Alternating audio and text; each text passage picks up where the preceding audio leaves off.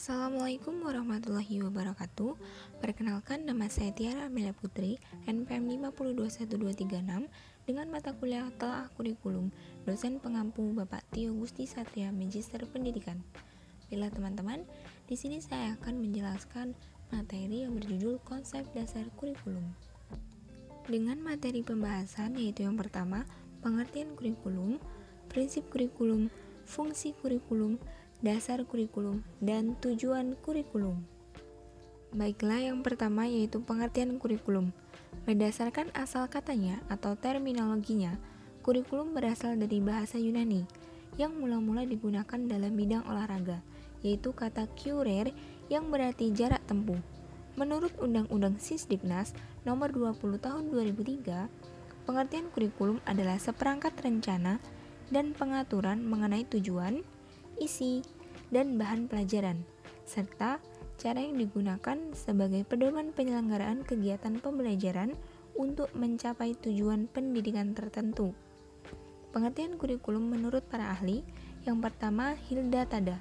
Menurut Hilda Tada, pengertian kurikulum adalah sebuah rancangan pembelajaran yang disusun dengan mempertimbangkan berbagai hal mengenai proses pembelajaran serta perkembangan individu. Yang kedua, menurut Romin, kurikulum mencakup semua pembelajaran, aktivitas, dan pengalaman yang diikuti oleh peserta didik dengan arahan dari sekolah, baik di dalam maupun di luar kelas. Selanjutnya ada prinsip kurikulum.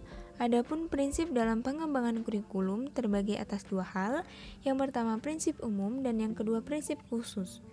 Prinsip umum yang meliputi prinsip relevansi, prinsip fleksibilitas, prinsip kontinuitas, prinsip praktis, dan prinsip efektivitas.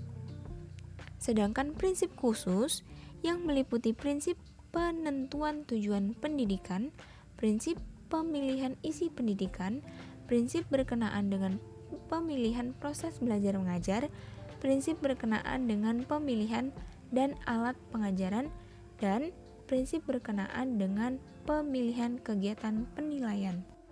Kemudian ada fungsi kurikulum.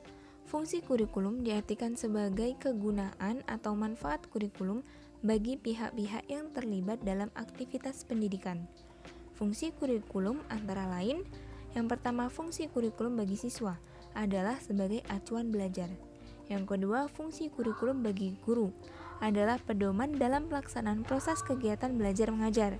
Yang ketiga, fungsi kurikulum bagi kepala sekolah adalah untuk menyusun perencanaan dan program sekolah.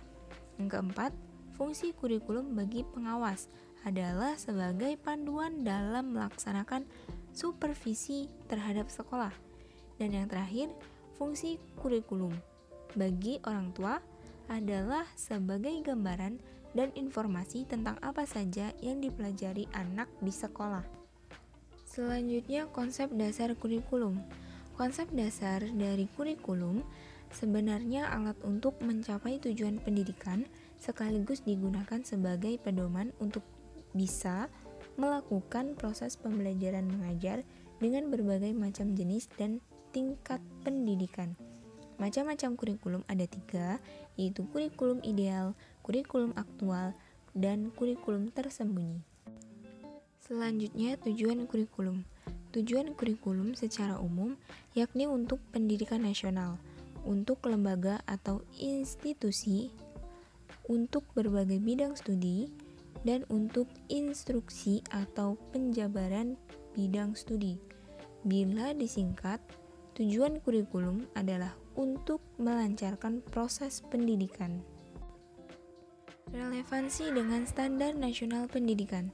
Berkaitan dengan upaya standarisasi pendidikan nasional, pemerintah melalui Menteri Pendidikan dan Kebudayaan telah menerbitkan sejumlah peraturan baru, di antaranya standar kompetensi lulusan, standar isi, standar proses, dan standar penilaian pendidikan. Baiklah, itu saja materi yang dapat saya sampaikan. Terima kasih. Wassalamualaikum warahmatullahi wabarakatuh.